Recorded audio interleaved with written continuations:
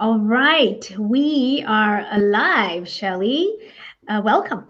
Thank you. Hey, Lucy. Hi. Thanks for having me.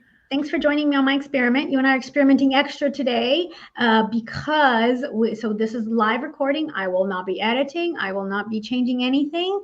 And then we're going to post it on LinkedIn and I'll chat with people and we'll see how this all goes. But I appreciate you joining me, and we have so much to cover. I don't know if our half hour is enough. I know it's not enough. Maybe this should be one in a series then. We're going to have you back and we're going to do it again live. We're going to do it again. Now, of course, I was toying with our little theme, right? Our ABBA theme. So I don't have any cool big sunglasses. I don't know. We're going to have to sing at the end or something, or the people will just have to call our bluff on this one. So let's get to what matters. Okay. Yes, I've heard of this. What is it? AI? There's this thing. I don't know. People are talking about stuff. Mm-hmm. I thought you might know a thing or two, but we're going to start from the basics because A, people need to hear things a couple of times. I know I do.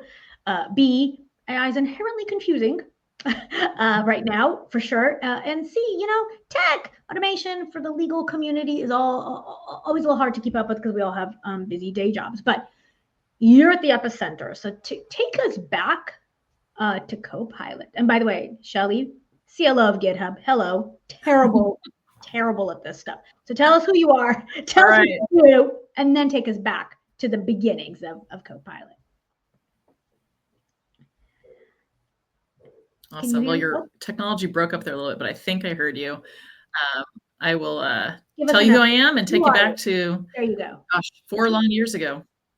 So I'm Shelley McKinley. I am the CLO of GitHub.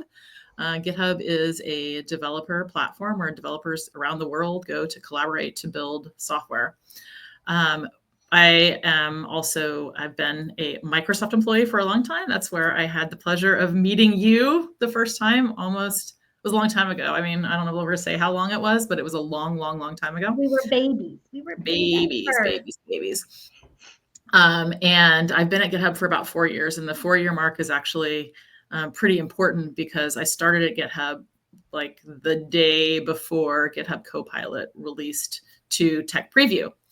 And GitHub Copilot is an AI-powered developer tool, is what we called it at the time. Now we call it a peer programmer.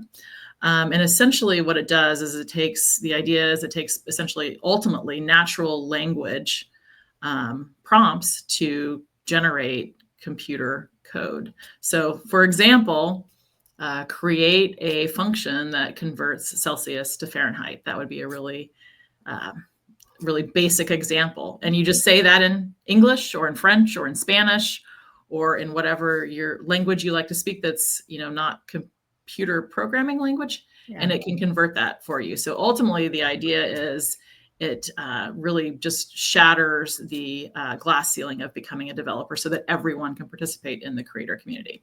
So GitHub Copilot released in kind of end of June, beginning of July of 2021. And it's important to think about that time period because that was a full 15 months before the discussion of generative AI went from academic circles and small stakeholder groups really to dining room tables, to everyone's parents asking them about what is ChatGPT. So in November of 2022, when ChatGPT kind of burst on the market and opened up this idea of generative AI to the world, we had a full 15 months advance on using what was essentially the first product that came out of the Microsoft OpenAI relationship, and we called it GitHub Copilot for a very specific reason, because it's not an autopilot, it's a copilot. The developer is in charge, and the developer is in charge of creating, reviewing, and shipping the code that it's assisted with by GitHub Copilot. So let me ask you this. So just, some base questions. Yeah. So the word copilot, by the way, of course, we see now used all over the place generically, because again, to your point, it's a copilot, which is brilliant, which is why I'm assuming that's where it started with you guys. Copilot, GitHub Copilot is for programmers, developers. Mm-hmm. Microsoft Copilot is for the world. Are they Yes. one and the same in the background? Just explain. Yeah, let me tell that. I think GitHub Copilot is ultimately for the world. Now, Okay. the original release, I needed not only my GitHub Copilot, but I needed a friend Copilot to help me, because it isn't, unfortunately, as easy as just saying create a website that has a shopping cart and runs my business for me. That's not going to get you to a program that's running, although directionally that's where this is going. It becomes easier and easier so more people can participate. But so GitHub Copilot was the first release. Microsoft loved the name so much that Microsoft ended up naming all of its other AI applications Copilots. Much to, we felt very proud of that at GitHub, because it's like, oh, we named that. Smart first. Yes, great. Yeah. It also did introduce a level of, something that we just have to explain a bit more. Is like, well, what do you mean by Copilot? Is it GitHub Copilot? Is it M365 Copilot? Is it one of these other millions? One of these other numerous Copilots that are out there? And so they all kind of bear the same name. Is it ultimately, the original foundational technology? A lot of this is out of the Microsoft OpenAI relationship. So it does have in that way a lot of the same workings. But you can't just go use a large language model without some level of real interface between it. And ours is really tuned to the developer workflow. Got it. Whereas when you go on to, name your interface, it might be more tuned to just like asking questions and doing research. So there's different layers to the AI stack that are then helping you do different kinds of things. Well, and I love the idea of layers. I think that helps a ton, because again, if I think about kind of our audience, most of the audience, I hope most of the people that I'm kind of interacting with in my network, they're in-house lawyers for the most part, which is where, you and I, you still are, and certainly where I hail from and everything. I try to channel their, I don't want to call it, confusion, but certainly their FOMO. Let me just say that there is a crazy amount of FOMO, and I want to say rightfully so this time. I mean, it kind of feels like this is transformative. Mm-hmm. This is no less transformative than probably email was to just the regular everyday legal professional. Mm-hmm. Everything's moving faster than it did when email was born. Decisions are being made different. But the FOMO, everything's like a heightened level of intensity right now. Mm-hmm. So I like the word layers, because I think that is a great way to help people understand large language model, AI, generative AI. Can you do a little taxonomy story for us as well? Because I think, again, it helps us all to hear it over and over again. How do we think about LLM? How do we think about generative AI? Even just OpenAI and ChatGPT. I still hear people go, well, what? I'm like, yep, there's kind of the app and the interface. There's the core, the business, the name of the company, OpenAI. Then there's the LLM model. Through a few keywords. Maybe one helpful way to think about it is in this sort of layers context. I mean, there's a whole stack layer that goes from data centers and training all the way to applications. But the way I think about like something like a Copilot, or something that could be a legally focused application. You have your model, then you have like a fine tuning layer that is your interface to the model. And that would have different things that would tell the model what to prioritize maybe. So this is about coding. So prioritize returns that are about coding. They call these like the model weights. So, what should the model take into account when it's returning something that's going to be tailored for what you want? So it's not returning, in our case, so maybe it wouldn't be returning things that are about, plumbing. If you ask it something about plumbing, it might return you something that's about like software plumbing. So like the plumbing of your application. I don't know. I'm just making that up, but that's maybe a way to think about it. So, if you're asking it to do something, it knows that you're in a coding environment. And so it's returning things that are relevant to coding versus relevant to working on your household plumbing. Yeah. So is that where right now, if we think, so the question I get every single day from every prospective client, current client, what AI should I buy? It's as simple as what AI should I buy? And I'm like, really? Actually not the right question to ask, but okay, and then we try to kind of walk them back. I like this the layer, that interface, that applicability piece of technology that sits on top, right? It's the car outside the engine. Is the engine the LLM? That's the model? That's definitely a way to think about it. Yeah, absolutely. It's the model that powers, it's the engine that powers the car, and your car can have, it could be it could be an SUV, it could be a truck, it could be a Yugo. I mean, it could be any brand. You like leather seats that are big, leather seats, or maybe you want a Cadillac. Yep. If you like a more streamlined, like modern approach that goes really fast on the Autobahn, then you want like a BMW or that's right. So there's and that's what they should be shopping for, which is what we always talk about. It's like, please shop for what you need, which is, again, what are you trying to solve? What are your requirements? Do you need the big seat? Do you need the sunroof? All of that. And so all the solutions that are popping up out there right now, let's hone in now on the legal job, right? So you're going to take off your super cool developer, pseudo play one on TV hat, and you're going to put on your CLO hat. And every, CLO and GC is also feeling the pressure. I need to show how I'm using AI. We should be more efficient because there's AI. I need to go find some AI, whatever flavor it is. And they're shopping for solutions. They're not shopping for, well, do I think of Anthropic or OpenAI so much? Although some are. We're trying to figure out how should they even think about tackling to start using AI. I mean, I got some ideas, and tell me what you would advise them as a CLO. GC I think a couple of things. One, you have to start somewhere. So you have to start somewhere. Get out there. Use obviously as a legal person, you're going to read the terms and understand like what. You just go out publicly available things, what are they doing in terms of data collection, those kinds of things, as you're just kind of experimenting a little bit. So there's CLOs, of course, are gonna look at that. Can we pause 1 second on that and just say, is it fair to tell them, though, experiment what you want, and you're going to read and all of that, and you're going to get all in the weeds of which and the data and the security, but is it just safer to say, don't put any secret super duper sauce stuff in there, just start experimenting with summarize this. Yep, that's the point. Right, this article,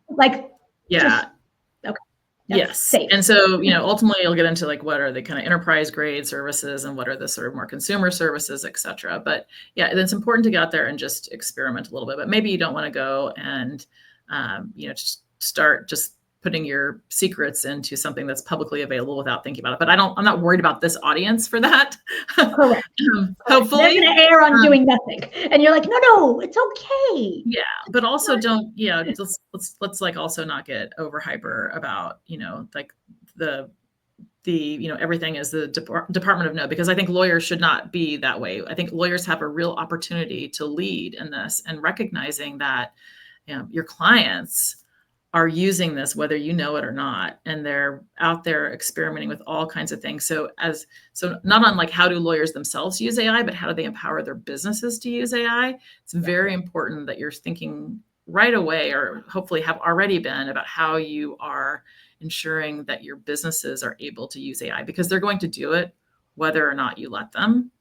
And so giving them options of like, here's a little bit of guidance, here's what you should think about. For example, maybe don't go and, stuff your secrets into, something where you have no idea what's happening on the back end. But, hey, here's some great stuff that you should think about. Here's some things you should try. I'm hearing people are using this or that solution. And, this is maybe some thoughts on how to make sure that you're using it responsibly. Yeah. And that's the dual role, though, right? That legal plays. On the one hand, they need to use it for themselves. On the other hand, they also need to advise a whole enterprise on policies. Everybody's looking to the legal team to say, okay, well, how do we use it? And they're in this dual role of what's okay for you versus me, or what's okay for me versus you. Yeah. And your best way to also just get the credibility with your client bases is to be using it yourself. It'll help you understand the problem better. It'll help you understand the solutions better. And, I think one of the most important things that I worked on when we had that 15-month window of basically the world not really having any idea that this was coming, was to go out and just talk to lawyers around the world. I did a whole bunch of different, what I called the FUD to FOMO tour. What? The FUD to FOMO tour. That's what I called it. FUD to FOMO. What is FUD? FUD is fear, uncertainty, and doubt. So transitioning fear, uncertainty, and doubt into FOMO, fear of missing out, yes. Amongst the legal community, and trying to energize the legal community around these are things that we should actually be leaders in. We should be examples in. We should be out there on the front. And that day, people thought of generative AI as like a copy paste world, not as as generating a new thing that's tailored to whatever the request is, the context that you're asking. It's mind blowing. Let's just give everybody credit that there's a reason for the FOMO. It is mind blowing. It is hard. Every day I am running up and down the stairs of my own house going, guys, I just told Copilot to whatever it was, and it did this. And I'm literally every single day continue to be amazed by it. And that is, I don't know how else to, it's almost this way of also saying, hey, lawyers, as we talk to them, it's okay. A, it's normal to have FOMO about this. Absolutely. But B, it is mind blowing. And the art of the possible, it hasn't settled in. We really cannot imagine what it can do for us, I think, is what. That's right. I think if you get started using it and just, as you say, do some like everyday questions, and you'll start, oh, wow, I can ask it this. I could ask it this. I have it tailor these things. I routinely have, all kinds of emails rewritten by Copilot just to, you just kind of put in a little thought about what you're thinking, and then it comes up with some beautiful language. And sometimes it's, as they said at the beginning, fluent bullshit. But, you, as a person, you go in and read that and revise it, and it kind of helps you get along your path of stimulating that part of your brain. Because let's face it, as you become more senior in, a legal context, you're mostly just editing anyway. You're not really generating a lot of things yourself. And this is really helping you kind of do that yourself in many ways, becoming more independent. Yeah, absolutely. Well, and I think we need to just also shed the shame. You're not cheating. This is work. This is not the future work. This is today's work. If you are still thinking you're scared or worried, or somebody's going to know that this was drafted with Copilot, or, with whatever AI thing you want to use, that's backward. That's actually old thinking.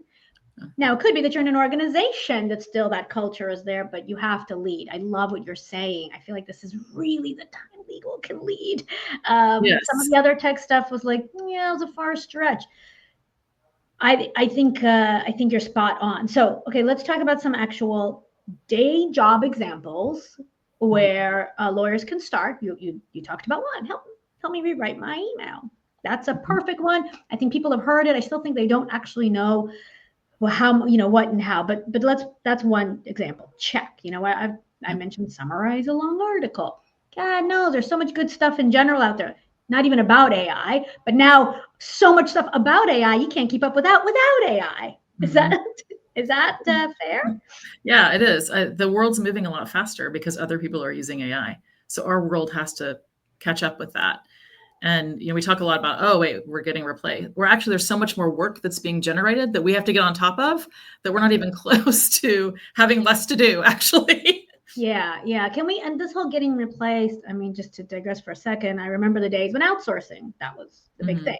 So when I was in-house at Microsoft, and we outsourced a whole bunch of contracting tasks and review, actions and things live time during the contracting process. It was kind of one of the first times people were doing that.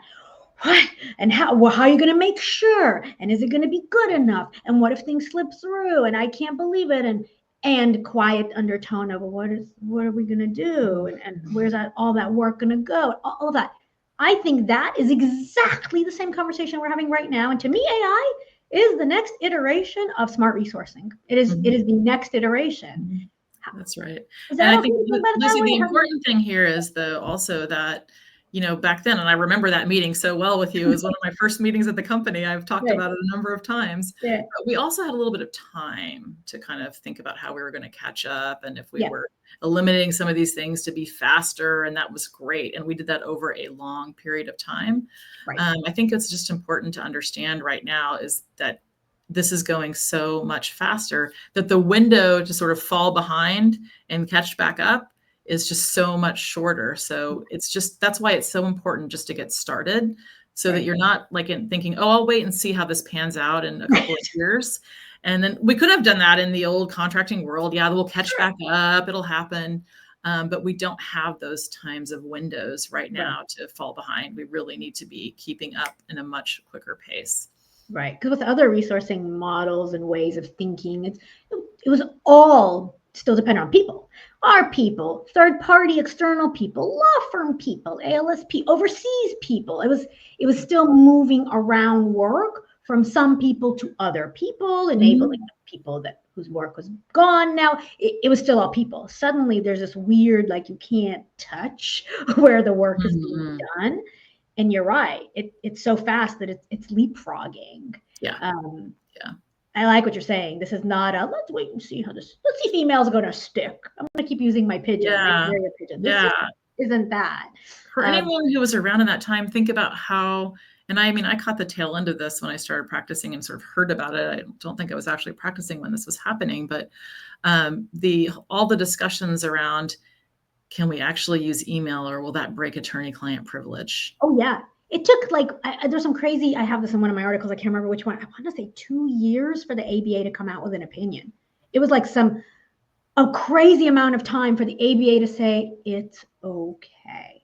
Same exact questions now. What about privilege? What about confidentiality? So maybe, Shelley, for the people, tell us a little bit about privilege and confidentiality. I will tell you, it's on the minds of a lot of lawyers. I was just at the Tech GC Summit, L Suite, I think it's called now. And this was at the top of many general counsel's minds on the concerns about, will it break privilege? I mean, my answer to that is like, no, it's like another assistant. And I believe either an app or a human assistant. Like, can we just agree to that? Can we just say that all signs point to yes. So important to think about the history of attorney-client privilege and email and how that landed, and that will land this way as well. I'm quite confident. I don't know if the ABA has issued any guidance on it. They should. I think there's some. That's a good point. I should know these things. I don't know.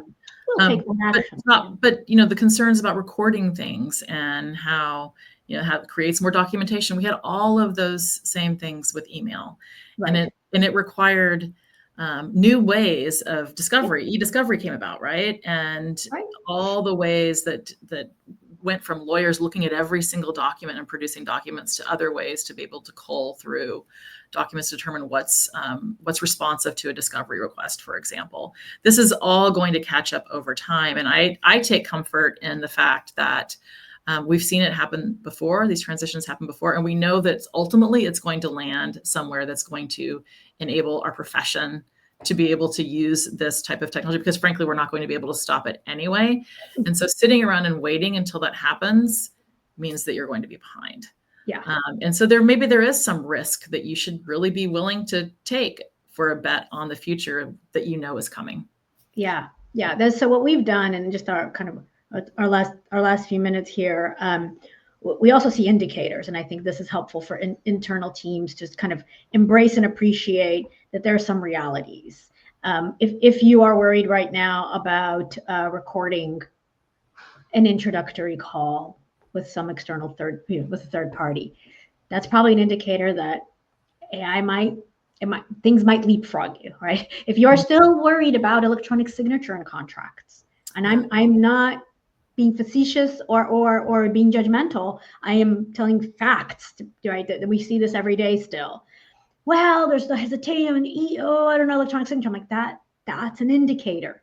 You will be leapfrogged if you're still worrying about those things. So thankfully nobody's worrying about email anymore, but these are similar to me at this point in the evolution of legal practice. So there are realities that pretending they don't exist or hoping you can wait it out, it's just not a success.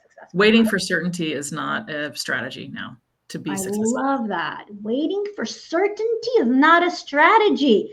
You all heard it here today. Live, Shelley, laying down the wisdom. I love it. It's not a successful strategy anyway. Right? No, I love it. I think that's perfect. And there's so much with the desire of certainty and perfection and 100% risk mitigation and all of that we all know is directly contrary to getting business done. Yes. It's just a direct conflict of deal velocity and certainty and clarity and risk mitigation and all of that. And at some point, it's got to give. Yeah. The right? easiest way to have no lawsuits is to have no business. More wisdom, Shelley. I should have had more coffee. Well, you really brought it. The good news is you can probably generate all of this wisdom using M365 Copilot if you'd like. Yeah, I will give a shout out. I can't help it's in my veins. I don't get compensated by Microsoft anymore. It's always my disclaimer. And my entire business is based on being what's our unofficial tagline is we're tech agnostic but super opinionated. That is our job. That's what we get paid to do. Yeah. But I will say I'm doubling down on Copilot because I still think the legal profession lives in Microsoft 365. If nothing else, Outlook and Word. How contracts are communicated and how they're built and created. It's those two. I think it still will be, even though we're still little baby spring chickens. I think it'll be through our careers. I just want to come to where the lawyers are. So I'm like, you know what? You don't need to go explore that much and experiment with different things. You have it. Click the button. It's there. You have the free version for sure. It's already a little safer than whatever you're going to find online.ai, whatever. So start with the free Copilot version inside of your paid Microsoft 365 world. Is that? I mean, you're going to say that's a great tip. Like I said, I don't get paid to say that. But absolutely. I think it's important to experiment with a lot of different things, but I think getting started is the most important thing, and that's what will start getting people fluent and comfortable with what they're doing. And if you have, if you're working on Microsoft products, which probably many people are, start there. It's a great place to start. Yeah. And most lawyers, again, we do know, of course, there's a ton of Google shops, certainly the younger companies, certainly the Bay Area, and that's absolutely great and fine and good. We're trying to get those with that highest degree of FOMO seems to still be our core user base are living in good old, Microsoft stuff, which, hey, it works. Music to my ears, my friend. I know. I'm just like, I'm not pretending. I'm a fan. It's in my veins. With that, I know we're running out of time. Thank you so much, Shelley. I know we're going to have another one of these. I'm hinting and asking at the same time, but I know people will want to hear more from you. You know what I want to talk about, Lucy? Sorry, I just interrupted you, but what I want to talk about next time? Let's talk about agentic. Agentic. I do love that. Which is different than agents. Just spoiler alert. There's agents and there's agentic. Again, mind blown, because we're just building a few agents here at the InnoLaw Group. We do have some. There are new employees, we call them. They're just robots. But we need to then put a pin in that, and that will be for session 2 with the one and only Shelley McKinley from GitHub. Thank you so much. Thank you for having me. Thanks for coming on. All right. Bye. Have a good rest of your day.